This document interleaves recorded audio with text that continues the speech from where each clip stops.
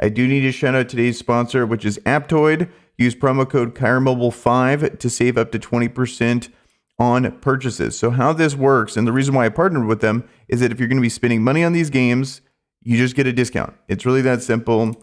You go to the wallet, you download this program, you go to settings, and then in promo codes, you use Kire Mobile 5, all caps, all one word, and then you can save up to 20% off.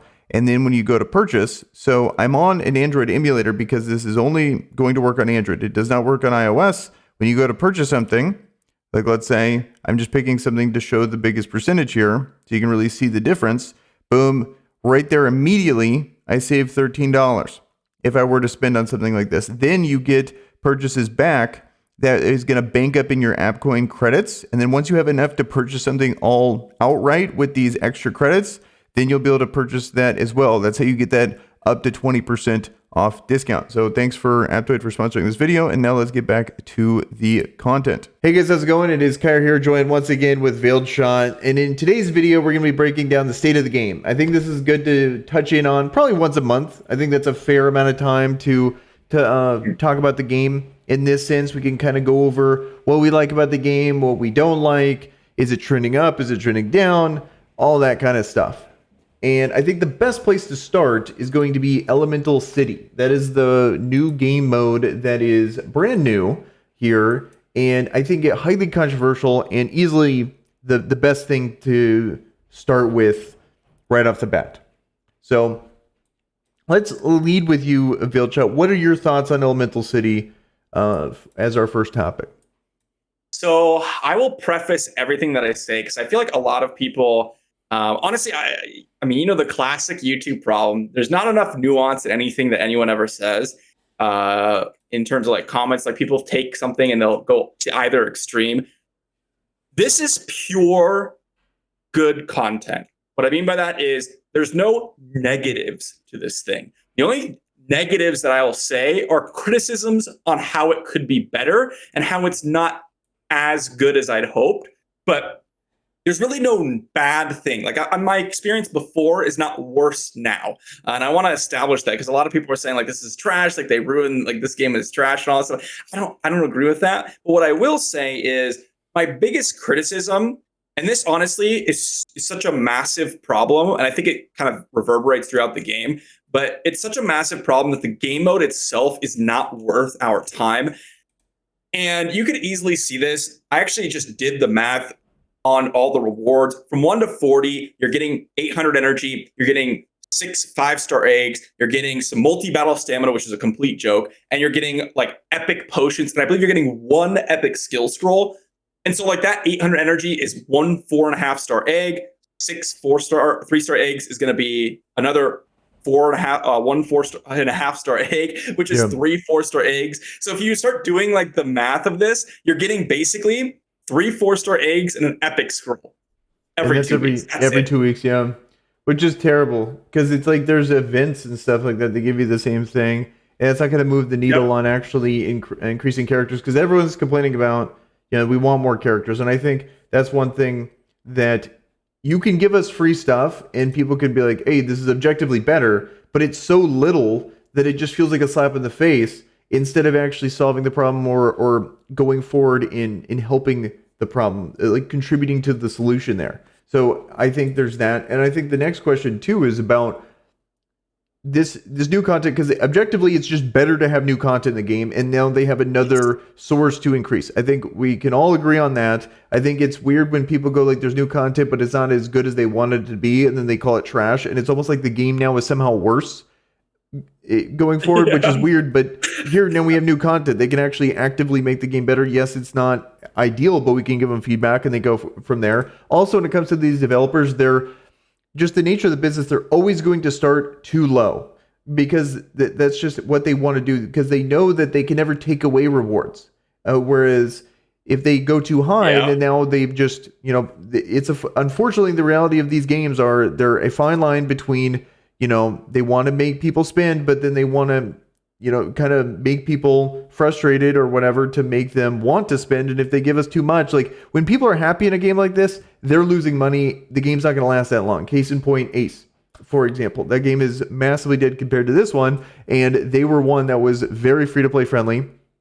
Didn't work out that well. I don't know what the state of it is now, but it definitely wasn't that good. It's Yeah, not 'cause- doing too well, I'll say yeah. that. And so that's just how I look at this. And I think this is one of those things that, yes, they went too far on the bad reward side, but there is a couple W's there. When the fact that they got this content out and got it out faster, like way faster on pace than Raid did. Like it took Raid 2 years to get anything close to this, whereas this, it comes out in what, 4 months, 4 or 5 months, which I think is fantastic. Yes, they do need to be on a faster timetable because they are the competitor that needs to kind of catch up to their competition, but they're adding, I think there is encouraging things here, and I don't want to be too doom and gloom, but yes, the rewards are way too undertuned for what this game mode is. It's just not good enough. Yeah, and I'll say that there's one more criticism I really, it's more like just how the game is structured, I guess, but it really came to light when I was doing Elemental City. Obviously, we could talk about Nick and all that stuff, which I don't really want to get into. The main issue for me is like there's the reason why Elemental City, particularly with the rewards, is because it's actually a difficult game mode. And they made it artificially difficult. And I say artificially as a term, basically to describe game modes that are just super high in stats, not difficult like strategy mechanics.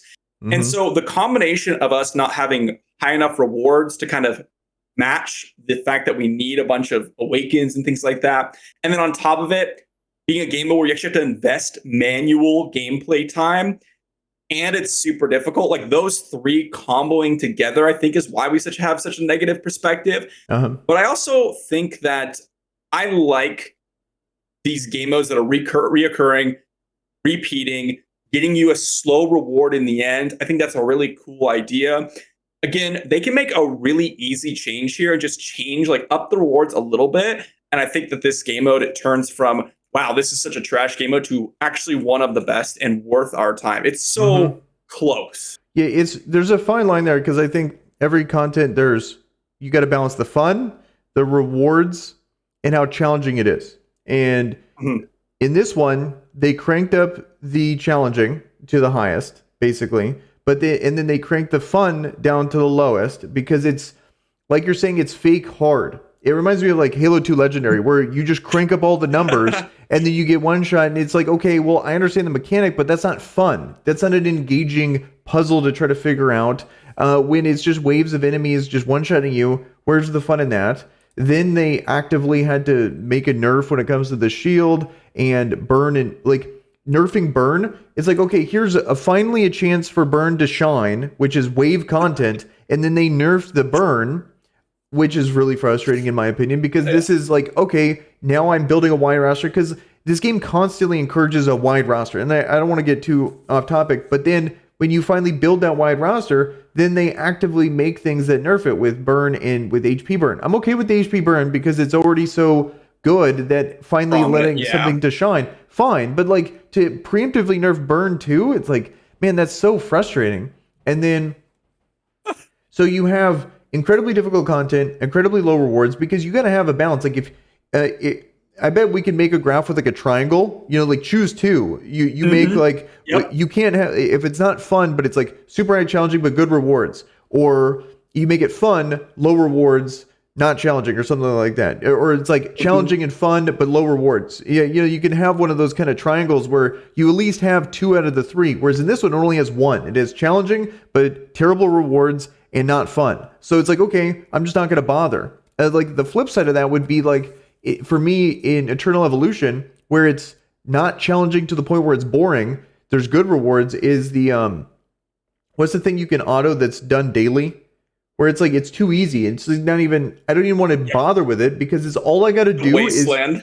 Wasteland. I got to go in and just click a button and auto it. I know I'm going to do it and I know I get those rewards daily, but it's so tedious because I just click buttons. What is that? I have to check in and do, like, that is the complete opposite of this, in my opinion. Both are terrible, but this one is so hard on the terrible rewards, very challenging, not fun. You can't have that combination there.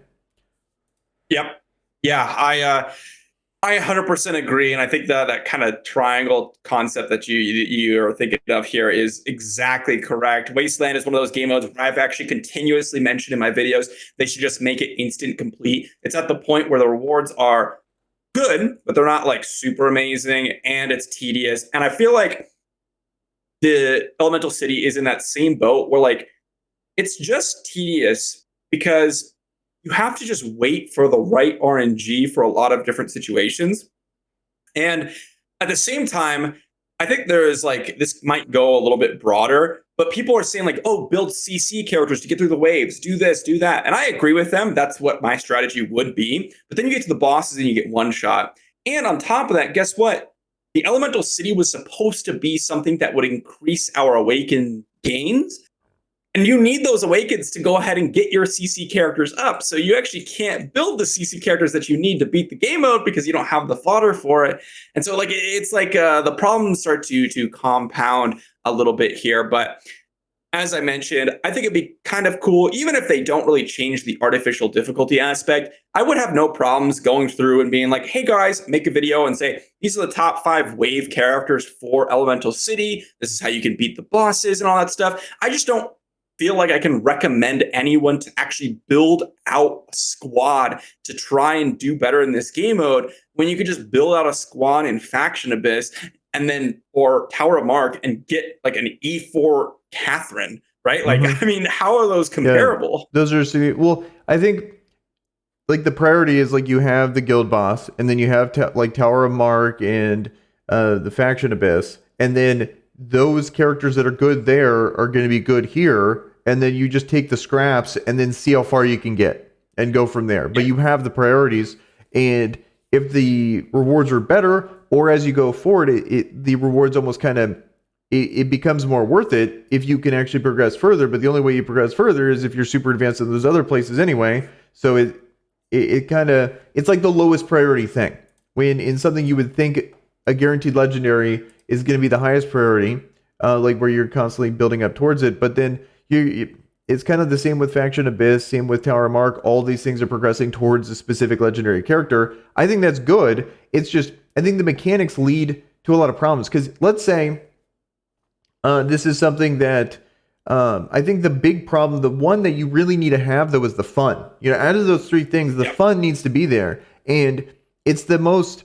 It might not be the most obvious initially that if you don't have the fun, if you have good rewards, you can kind of cover that band-aid up because people are still going to want to do it. Or I guess the challenging one, people will just not bother, which is our case now. But even if you have good rewards and it's not fun, people are going to do it. But eventually what's going to happen is people are just not even going to bother.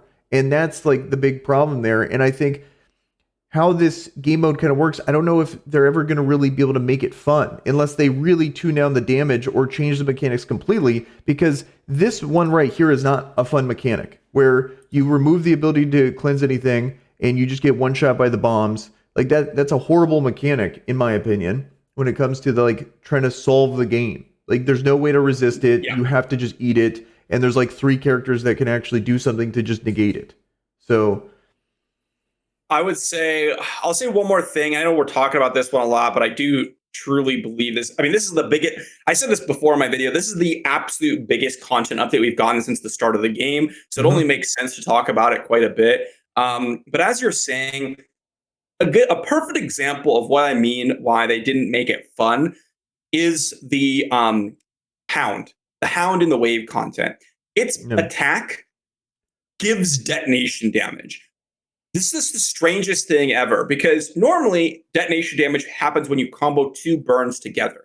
And when you're thinking about burns, you have a couple ways to counter that. You can cleanse them. You can kind of cut in and cleanse the burns. You can resist them. You can apply debuff block. All of those things make me think, oh, I have to build up this team. Maybe I have to re-gear my characters. That to me is like the fun aspect of these games. If gacha games in general, right? But in this, it's like, oh, you can literally do nothing. You're going to get hit and it's going to proc the detonation damage. There's nothing you can do unless you just CC them, which I think really takes away from the strategy. And honestly, that overall is like a perfect example of kind of what I mean. And what you say when it's like, it's just not kind of fun. It's because you can't really do anything to outthink it. It's just, there's one thing you got to do. They get ahead of it as like a gacha. Like, for example, they like, oh, like a detonation damage. Normally you can cleanse it. Okay, that's how you handle that. Oh, normally how you handle waves. Burn characters. Okay, well, they're 50% reduced. Okay, good luck. Oh, HP burn. That's how you normally So handle this. They're 50% nerfed. Okay, now you're going to have to deal with bleed. Well, bleed is, they're single target characters. There's not really anything good. So you're not only do you get punished for knowing the game, but then you have to like hodgepodge a team together. So, and then you also have other mechanics that they just go the other way where they make it. So I don't know. I feel like we could dunk on it, but it's like I want to have like the silver lining here where it's like I do want to credit them that they not only got out good content, but they got it out fast. But there's a lot of problems with it, and hopefully they can make it into something actually kind of good, in my opinion, eventually down the line. But these kind of criticisms need to be said for them to improve it, in my opinion. So, yeah, agreed. And I will say that is kind of my silver lining is that this game mode has so much potential. So much potential, especially since they're doing the rotations. I really like that. I don't know if many people saw that, but there's actually rotations where you can actually go through and check out the different rotations every single month. It's going to have 2 different rotations. I really like that. I hope they change up the bosses and everything. I think that's really cool. It's just that make it worth it, right? And as soon as they do that, I'm going to be jumping into it and making videos about it. Yeah, absolutely. And then also, you've been saying this too. They need an auto progressor because Yes. yeah, you definitely need that. Like that's like a no, Raid has that where it's you just check a box and then you go through because everyone's gonna have those stages. Like they need to have these stages where because I don't like the idea of just auto clearing it. Where well, yeah, I kind of do. I think eventually over time, like if you've been able to auto this like 5 times or 10 times, like I think we should just be able to skip those stages. Like once you do it, they're done, and then every 2 weeks you're just going to get those rewards guaranteed. That would be ideal, but I don't know if the game's going to want that because they're going to want the retention of you playing the game. But at the same time, though, that kind of quality of life feature is going to go a long way because I think that's one thing that Infinite Magicraid does really well is the quality of life. Like there's so many things that this game does that other games don't, but it's getting to the point where it's like, okay, well, I want to actually play the game. And this is not one of those times where I want to play it. Like I want to like think and make teams because I think that's the real fun of the game. And once you figure it out, then you can auto and stuff like that and move on to other stuff. But this one, I don't want to figure it out. I don't want to sit here because first of all, I'm not rewarded for it. And second of all, just to really finish this out, it's just not fun to do. Like I'm not like this is just not a fun mechanic. So okay. Moving on from this. Next topic. We can also talk about Lucaya. All right, next topic here is going to be talking about Nicholas and his potential return. It sounds like it's guaranteed that he's coming back, but they haven't explained exactly how he is coming back. And I do want to preface on how he was delivered if you guys haven't played it, or let's just set the record straight exactly how he was brought. He was a massive cash grab character. Like that's basically what Nicholas was. There's no other way around it. It's like, hey, everyone, for Christmas, you got to pay for Nicholas if you want to have the best character in the game. It was very clear, especially at E3. He's just objectively the best character in the game. And with his exclusive 3 here. So he's been, kind of re-brought up as a controversial character because of Elemental City and him being so useful in Elemental City. Then him being a cash grab character is like kind of a double whammy of controversy here in this game, which is really frustrating. But he is potentially coming back, but we don't know exactly how he is coming back. So do you have any thoughts on that? What is your opinion on, how he's going to be coming back through the game? So I'll say one thing. When I was reading the patch notes, I actually just started laughing because they said they're bringing him back for people that didn't summon for him during the event because they weren't there, or just didn't get him. And I think it's a little, I thought it was disingenuous, but also it's like perfect time to talk about this because how did they release him? As you say, it's a pure cash grab. They released a miracle summons and you have to get dupe summon for his exclusives. So even people that had been saving summons, if you're free to play, you save summons, miracle summons from day one, you would have only had the potential to get basically 1 legendary from that pool on pity. Which means you had a 20% chance to get him. So even people that were playing since day 1 of the game had a very low chance of getting him if you were free to play. Again, free to play or low spender is kind of where I'm at here because cash grab is, you can get anything anytime, right? Yeah. So then I was thinking, I was like, okay, so they're clearly disconnected. If this is just a statement, then it is what it is. But they might be disconnected from what's really going on. And so I think they're going to return him with the miracle summon. Unfortunately, that's what I think is going to happen. But I really Be so hope they depressing. actually return him. Yeah, honestly, what would be really cool is if they do a guaranteed legendary event for like 200 summons and they give you one guaranteed copy. I think that would be a really nice PR move for them. And Yeah. honestly, there's really no downside to that. You know what I they're would going to love do? to see that. The guaranteed summon, if they do the guaranteed summon, I bet it's 500. So it's like, I almost want to Probably. think, because like the guaranteed, like they're going to do that with Sigmund. And I feel like in this game, 500 summons is kind of on the raid side of like, how much do they do with like 150 or whatever? So it's like kind of 150. equivalent. There, unfortunately, even though the number 500, it's like, wow, that's crazy. But it's like, I average about 2 to 3 excellence per day plus all the gems. So you can kind of think of that as averaging about 5 excellence per day, 100 days worth. That's just through playing the game. And then not including events or whatever, that's just daily. So, on average, maybe even more. So it's like potentially reasonable, but there's all these other things in the way. For example, you have the epic rate up, you have the 10x's, stuff like that. So it's going to take a lot of willpower to get a guaranteed version with the 500, but that might be worth considering saving for. I like your idea of the 200. I think that would be way better for them, especially for this, because it's kind of like them saying sorry for making the cash grab, or in their case, they laughed all the way to the bank, and then they're like, here's some, here you can have it, because they realize Crumbs, that here's the crumbs there. So however you want to look at it, I think that's probably the more accurate way to look at it. But at the same time, it would still help. I don't know, it would be a good move to 200 guaranteed summon. Here it is. I think worst case scenario, it's another miracle summon. I think that'd be incredibly out of touch. It's like, hey, sorry about the cash grab. Here's another cash grab. Like that would be absolutely terrible. I think whales and stuff like that would probably be happy with it, to be honest, because they want to actually finish them out. But at the same time, I think that's not a good idea for the game. I think the biggest thing that they can do, the biggest, in my opinion, like for a goodwill move, would be the 200. I'll take we put him in the pool, and you can use dupes or Dragon Eyes to exclusive him. That would be a sick thing to do, to just like unlock him. He's not a seasonal character anymore. He's just open. You guys had like starting in April or whatever. You like, so the whales have their fun, but then everyone else gets to finally finish him out if they wanted to, or if they saved their exclusives and were able to do that. I think that would be good ways to do it. Reality, I think your situation or a miracle summon is more likely, unfortunately. But I think that they have options here to really go a long way in helping people out and kind of giving goodwill back to the community. Yeah, I would say also that Nick is literally just the best character in the game at E3. I don't think there's really any contest, not a character that comes close. Even Catherine, I would say, I really just think that Nick, with his passive, with the damage reduction, with the freeze, with the speed up, with the shield, I mean, he's just offering so much. But even at E0, he's actually someone that I kind of am sad that I don't have. I actually summoned for that banner. Speaking of people that had summons and spent their summons for the miracle summons during that event, I'm a low spender. I got a legendary during that miracle summon event. It wasn't Nick. Mm-hmm. And I would actually benefit from having an E0 Nick, because I didn't realize at the time how often I would love to have the AoE freeze on top of the effect resistance down.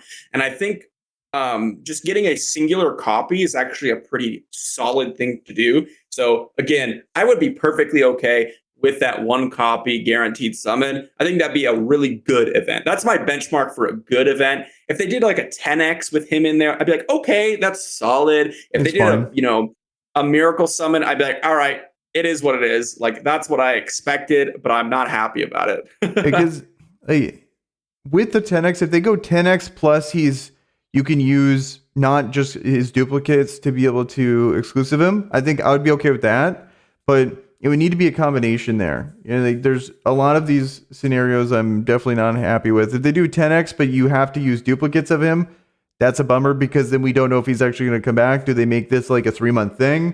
Something like, there needs to be a continuous thing, because it's win-win. Like, them locking him down 100% just loses them money objectively, and it also pisses out the player base. So it's like one of those situations where these things, from a monetary perspective, is just super stupid for them, in my opinion, because yes, they have the one big one shot thing to get money, but it's a completely short sighted way to do it unless they unlock it later. And that's why so many games do this, like Star Wars Galaxy Heroes, Marvel Strike Force. They have the whale moment, then they come back in with free to play live spenders. Like it's just a no brainer. These games have been doing this for years, and it just blows my mind that they're trying to lock it down in this one thing here. And so hopefully they get it. Every year. Yeah, every year. Like, oh, okay. Yeah, like that's a very, it's just dumb. It would just be super stupid to do that, and it would annoy people.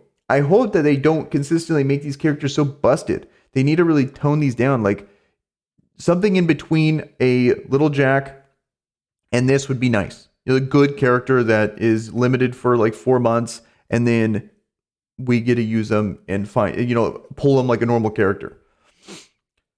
Yeah, that's actually a comment I got a couple times that maybe we could touch on just for a second here, because I do think that it's pretty a simple kind of conversation. But someone mentioned in my comment section saying, "Why did they bring up back Nicholas and why not Little Jack or Paul Lin?" And I think this also like just lends itself to kind of reopening that wound. It's like, all right, guys, we're gonna do something nice and bring back one of the 3 limited characters, and we're not even talking about things like Lily.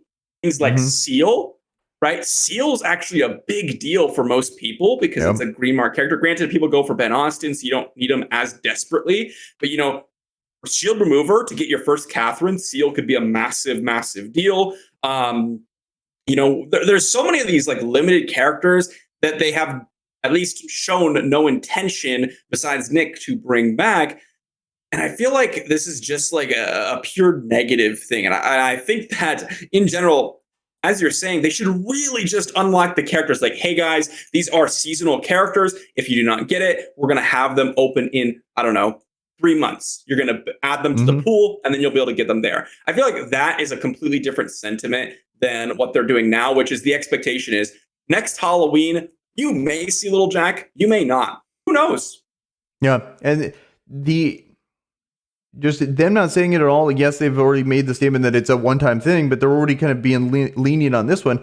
Just make a statement like that. 3 months, 4 months, whatever it is. And then everyone knows what time it is on exactly what the whales are going to get and what we're going to get, and go from there. I think it's just objectively better for both parties. And usually, like a lot of people's suggestions or things just completely negates the developer side, and it's just all what's in our best interest. And of course, like we could say like, yeah, it should be completely unlocked and all these things, but that's just not realistic. And so that's why I'm not, that's why both of us are not saying that. And it's just annoying when I hear those things where it's like we should get double the rates of all this stuff. It's just like I try to find a middle ground in the suggestions that is going to benefit both sides. And been doing these games for a long time, been playing a lot of these ones. I think we have a good idea of what's actually going to happen versus these kind of hypothetical pipe dreams that get suggested but are just not going to happen. So I think that would be a fair compromise for both sides. I think let's go to the next topic. I think cleared that one. Let's talk about the changes / buffs to a new to the Mythic here in Lucaya. I think this is actually pretty fun and interesting, especially talking to the guy that went Lucaya and went from borderline meme, still good character, to potentially god tier character. I think this is going to be absolutely insane if you are a Lucaya owner. Take it away. I'm curious to hear your thoughts on this because you're the one that's benefiting the most. You've been using her. Yep. How's it been going? So I'll say this. I'm going to have a full video coming out on what my experience was, but I will give you guys what I want to say here about the mythics and the buffs, as well as Lucaya specifically. I really like what they're doing. I think that both Oldcaster and Lucaya's buffs, the thing with mythics is that you need them all to be competing with each other. You cannot have one that's just the best choice all the time. And I feel like that's kind of what it was a little while ago. Which was just Ben Austin for the most part, or Lucifer, or maybe Luna. And then I think having that little triangle there, I think it's good. I think it was healthy. Like I liked it. And then yes, there's some that are just not being talked about. But there was a discussion there. There's about 4, maybe 3. Yeah. Which I like. Yeah, and I guess onto your point, you're right about that. I would say that there is a little bit of a discussion for those 3. But then the other ones are kind of just like, yeah, they're just bad. That was kind Yeah. of the community perception. And I kind of like how they're bringing up those mythics that aren't talked about. Like, I think Madlena, Melchio could really use a buff as well. Absolutely. I think that Nita could even use a buff, even though I think she is niche pretty strong. Maybe, maybe you want to be careful about that one. Well, there's But some then of them in terms, like just like they're strong, but it's like they're not useful. Like you can be the best AoE nuker in the entire game, but it's like, what's the point? Like I don't care. I'm not gonna invest these things into them, and it's almost like not a fault of theirs. It's the fault of the game to not give me mechanics that make that good. You know. So it's a slippery slope. You buff her and make her even stronger than she is, then she's just an absolute god. It's like, you never really know there. Agreed. Yeah. So you have to be very careful because these are high tiered characters, but because of like the acquisition cadence where you're just waiting like literally a month to 2 months for each character, and then like month and a half to 2 months for the 3 exclusives, it's very very an important decision. And as you say, I initially went for Lucaya just because I thought she looked cool and I wanted to use her. That was it. I took a chance. Whoa! You're having fun, and wait. You can't do that. Yeah, that's you illegal. really can't. It's supposed to not be allowed. I was sitting there gambling. I was like, should I go for Luna? Should I go for Lucaya? Should I go for Lucifer? Man, everyone is just hard memeing. Every single time they see my Lucaya, they're like, haha, this guy, he's coping so hard with his Lucaya. But I actually thought she was a pretty solid character. The problem was that I would consider maybe like a top 15 legendary if she was a legendary, but she's not. And that was the issue. But with this update, immediately I saw a massive increase in my guild boss damage without any changes. And on top of that, I'm not an exclusive 2 or 3. And if you guys did not see the patch notes, they mentioned something about the soul core. But they I don't think, from what I remember reading about it, they actually missed something crucial about the buffs to the soul core, which is a stacking buff. As you get pieces, you get bonus to speed, leech, and bleed damage. But actually, when you get her exclusive 2, you also get piercing rate, which is something that I don't think was mentioned. It wasn't on there. Notes. I was just gonna say, I was like, wait, it increases her piercing rate by 45%. What? I didn't see that at all. 45%. Yeah. It was hilarious. 25%. It was 25. Okay. 20%. It's crazy. So your ultimate is 95% piercing rate. Yeah, that's wild. It's a crazy skill. So that's one buff, but also the exclusive 3 is the most absurd exclusive for her because now you're getting guaranteed extra triggers for bleeds, assuming you can crit. And as you've shown a little bit from Hisaro, you can get a ton of value from someone that can additionally trigger, as we've seen from Hizanya E1, Hisaro's exclusives, and now Lucaya's exclusives. I'm really curious to see, because I've experienced that Nidrold's actually not that good unless you can get the combo of Ben Austin and exclusives on him. So I already felt like Lucaya and tested that Lucaya was a little bit better from like a lacking of resources perspective. But I actually think now she's going to be able to blow him out of the water. Yeah, I think so. Like, she needs to, in my opinion, based on that role, like, let's say single target bleeder damage, I think she needs to be the character that is like at E3. It's like, no question. Of course, the K is better. Like, when you have a mythic character and her role is single target bleed damage, she needs to. And right now, she doesn't. Like, if anything, let's say in a bleed team, because also I think Nidrold gets kind of a little bit more clout than he deserves in the sense that you need to have a Ben Austin with him. Like, and you need to make him the only one. So it's like, if you're going to bring Ben Austin with him, you're not bringing another bleeder. So then all of the bleed damage goes to him. When in reality, what's happening is it's 2 bleeders, but the second bleeder is Ben Austin, which funnels all the damage onto Nidrold. So it's like, you need that synergy. And if you take out Ben Austin, good luck. Like, you're not doing nearly as much damage as you are with Nidrold. Yeah. And same with all bleeders. And I think Ben Austin is like, you can argue like the best bleeder in the game has been Austin, or at least the second best bleeder has been Austin. The first best is whatever bleeder you put in with him. And in this Lucaya buff, like especially with the hidden, piercing damage one, like she's hilarious. Like already without that, I was thinking like, yes, she's the best now with that change. I think the only thing is she takes so many stats down because she's the only bleeder that really wants crit rate. But like, that's a good problem to have. Like, that's not even a bad thing. It's like, oh, sorry, she's just uses everything to its max potential. And the more stats you get, the better she's going to get. And I really like that she's red mark. So it's like if you're going all in on red mark with Yeah. Catherine, like it's just such a nice thing. Like I was constantly, because I'm so all in on red mark because I want my Catherine to be strong, I'm constantly trying to find other red mark characters. Like I'm pushing them in there. And so she's gonna be like Nidrold and Hazaro are both not red mark, which is a bummer. Lucifer was. Now you finally get your bleeder, your best bleeder, and your best character in Catherine, all red mark. The only other one would be like Paulin, which unfortunately is Force, but like that's a really good thing going there with Lucaya, and I think it's awesome that they buffed her to the point where she is finally at her job. She's the best at it. So I think that's sick. Yep. Yeah, and as you say, just a final point to touch on. I've That's one of the reasons why I went for Lucaya initially, is because she is red mark, and I've invested basically everything into that red mark tower. And as you say, she uses stats like no one else. Literally, I want speed on her because it scales with her passive. I want effect hit to land the bleeds. I want mastery to increase those bleeds. I want attack because she actually does a lot of damage and increase her bleeds. I want crit rate because you need it for the exclusives, but you also want crit damage because she has that high piercing rate. She can actually one-shot people, and a massive multiplier on her second skill. That is literally 7 different stats where most bleeders you go for 3. Mm-hmm. Effect hit, mastery, attack, maybe speed as well. Yeah. And then it's getting to the point of Guild Boss 6, you kind of want survivability. Like, my Hazaro died so fast. There. That's so another it's like, thing.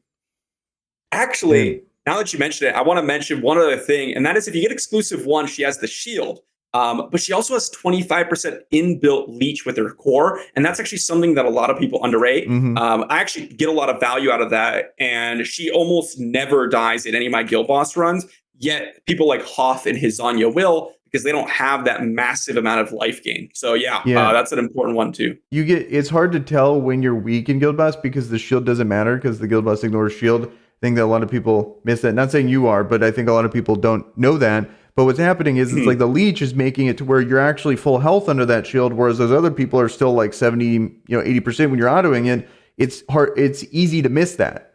So, and then you get those characters get one shot. She doesn't. It's great because she's actually healing herself consistently. Like anytime someone dies in my runs, either at the end of a Guild Boss 5 run or very recently into a Guild Boss 6 run, it's because they're at half health and not healed by Catherine yet before they get like punched or something like that, or they just take an AoE that they normally would, but they're at 70% instead of 100% that she would be at because she's always healing herself. So I think that's another little nice bonus going for her. Yes. Yeah, agreed. Okay. So then I think that wraps it up for Lucaya. I'm excited about that. But they have announced there's a new faction coming through. And so at first I was thinking, okay, don't really care too much. That's going to be something I avoid. But what we all got is a conversion stone. And what that means is there's going to be a new mythic coming with that faction. I thought it would just be fun to talk about because what I'm thinking, if people are kind of on the fence or want to use the conversion stone, I was getting a little antsy about it, thinking about switching off Ben Austin. But I hardcore waiting because we got not only changes like that to Lucaya, that I don't think you still want to have Ben Austin. I still think that's the way to go, but Lucaya is really good, and I think it's cool that they buffed her. But other characters are probably going to be getting buffed too. We already have Lucaya, now it's going to be other ones in Madlena, and also Melchio, probably going to get buffed.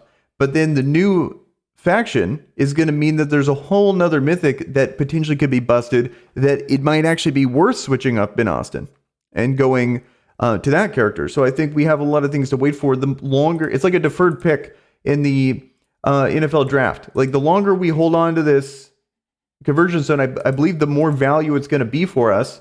What are your thoughts on that? Yeah, I actually used mine early on for a Brynhild swap because I wanted to get the Tower of Mark down. And I don't regret it for a second because ever since then, I've been farming stage 26 instead of 22 every day, which is a lot more runes for me. But as you're saying, there's actually a lot of strategies. And I think people kind of like, oh, I have an E3 Ben Austin. That character's on lockdown. I cannot swap him. I don't agree with that. And also, I constantly look at my Lucaya like, okay, if I get a stone, am I going to swap her? Am I going to swap Ben Austin? There's actually quite a few of options, potentially, depending on how good the character is. The problem is that as you say, Ben Austin is super important, and in my opinion, best mythic for just general progression. Mm-hmm. And so, if that's the case, we just don't have a character that's as high quality yet. But that could change potentially. That really could change. Mm-hmm. Yeah, I just figured. Unfortunately, we don't have enough information to really have a good discussion about this, but it was one thing I want to highlight that it's worth thinking about. And another reason, if you were considering saving or maybe using your Mythic Conversion Stone, to double down on the saving aspect of it and not using it, because there's so much potential value there to just wait. And then if you see it, if the character sucks or not as good as Ben Austin, no loss there. But if they are insane or happen to help your account in particular, then boom, you just got a whole bunch of free value there. So that's what I want to say. Just kind of want to, for the people that are still, that made it all 39 minutes, a little bonus topic there that we'll probably talk about in other videos later on when the new faction is actually released. So Absolutely. I think let's wrap it up. I think that was a good state of the game. We covered the main topics. We covered a couple side ones that are pretty interesting going forward. I think this is probably something worth doing every month-ish, when it comes to this game. So thanks for joining me. And with that, guys, we're out of here. See you later.